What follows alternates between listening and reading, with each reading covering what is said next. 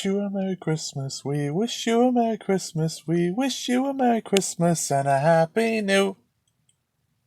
Wait, wrong time. But yes, it is a Happy New Year. Happy 2020, everyone. We got a interesting decade to look forward to. Well, probably not with all the political stuff going on. I don't see much else will change. There'll still be poverties, war, terrorism, violence, racism, suicide, unemployment, and terrible politicians out there to ruin your day. I don't think that's going anywhere. But, you know what is? A new pair of New Year's resolutions that I would like to list out, hopefully for this year. Now, I have been doing Skinny Ebert for over 3 years, going on 4 at this time. I have enjoyed every bit of it, and I hope to make more content as time goes on. But with that being said, there are some things that about media, culture, and society that have been ticking me off a little bit lately. I've tried to go out of my way last year to watch more television shows, but that didn't really work out. I've seen quite a lot of movies. Some of them I really enjoyed, like Toy Story 4, Joker, Blinded by the Light, Farming, Nightingale, Brexit, Uncivil War, Cuck. That was fine. I wish I could have done more. Wish I could find better job opportunities. Wish I could find better means of making money. Wish I could find, a woman that likes me for me, instead of just be all alone all the time on the internet, browsing things that make me paranoid, just watching movies all the time. I wish something could be different, but in 2020, I don't think much else will change. I can keep on praying. Hard work will make you stronger, but I have my doubts. But there is one thing that I do want to say for 2020 that I might stick by, and I hope to God that I do, is be very, very, even more picky about what type of films I go see. Because even though, I pretty much will like a movie simply because of the marketing or the headlines surrounding it, or if it's a film that I remember from years past I want to revisit over again, in a new sort of form, like Toy Story 4, that was nostalgia. Joker was headlines. Marketing-wise, Blinded by the Light caught my eye. But I want to do it even more special. Now, as far as films are concerned, there are some ones that do, come out of my mind. The final Purge chapter, the 5th entry. I don't know what it will be about, but we hope to see. The Birds of Prey, the fantabulous emancipation of one Harley Quinn. The Gentleman, Bill and Ted Face the Music, and The King's Man. All these, titles sound very interesting, and I probably will see them. But I'm starting to think if I'm holding my eggs too much in a basket, because I really want to like a film, and invest in it. Well, if I'm a TV show, sometimes you get the odd one every once in a while that curiosities me. I tend to watch more stuff on YouTube and documentaries more these days than I watch stuff on Netflix or Amazon Prime or regular terrestrial or cable television. But I just find with all this IP stuff, now that I'm hearing about Deadpool 3, he's gonna fight against Wolverine. I thought Wolverine was supposed to be dead. Well, for that matter, they're gonna make a Joker sequel, at least that's from what I hear. It's making me quite suspicious, because even though, those movies are great, I enjoyed them, I'm starting to reconsider a few things. I wish I didn't have to be so reliant on IP and source material for good entertainment. But unfortunately, my mind plays with me.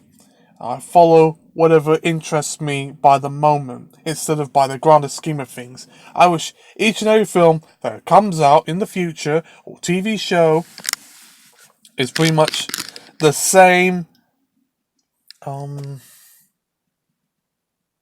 I don't know how to put this, but it's pretty much the same ideas that I want. I want to see only certain types of movies made that appeal to me, and me only, and I want to see those very types of films. I think the upcoming film, The Sons of Denmark, looks to fulfill that promise.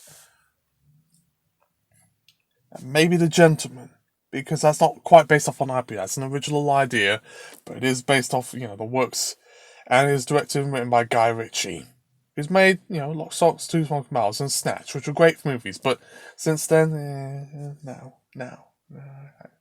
don't care much for Sherlock Holmes as a sort of superhero firefighter of sorts, or, oh God, that Aladdin remake. Ah! I just wish, I don't like to sound like a broken record, but I do wish, I changed my lists.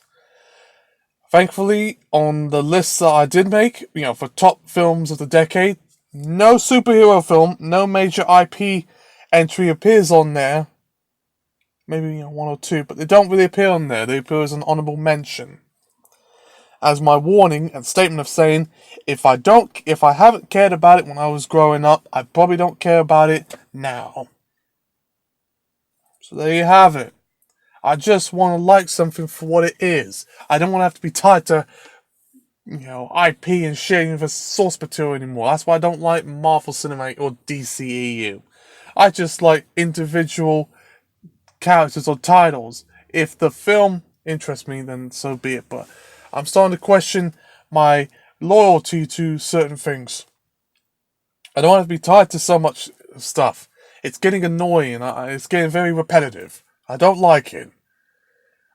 If that means I don't have to see, the Birds of Prey, or the King's Man, or anything like that, then I won't see those. I only see, whatever I like, but, I love movies too much, so that might not happen, but we'll see. I want to make this the first year of the decade where I pretty much go my own path with stuff. I am not told or convinced by media and marketing to like something. I want to like it for what it is. And the same goes with music. And I don't really like a lot of new music these days, but Slayford Mods and Public Service Broadcasting did it for me. And I want that to be the same with films. That is one of the reasons why, if you notice on the list I've done for 2019 Best Films, Cuck and Joker appear on the same billing. Because one movie is less heard than the other.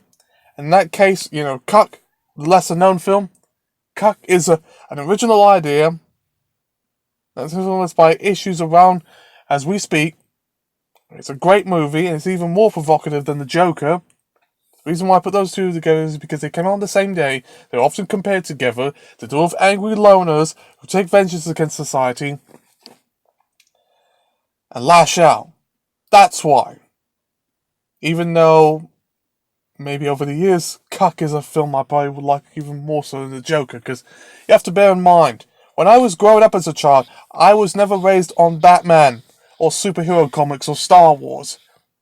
Certain characters and stuff and scenarios I might like, but that's about it.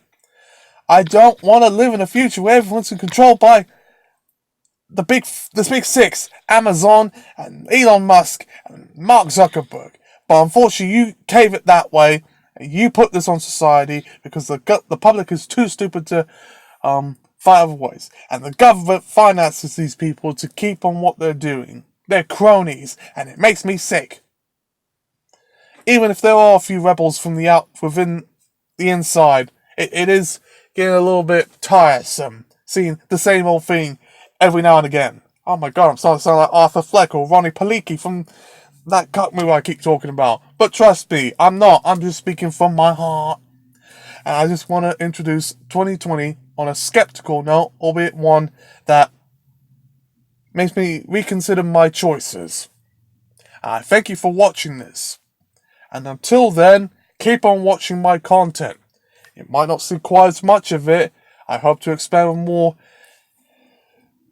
intriguing materials that goes on, especially come election season in November when they're going to be between Trump versus, well, by this point it's probably going to be Joe Biden, but if it is, I'm going to be mad, real mad, and you'll see on the documentary, you hear? Skinny Ebert sign off until next time. Keep on watching original material. You listen to the streets right down your aerial.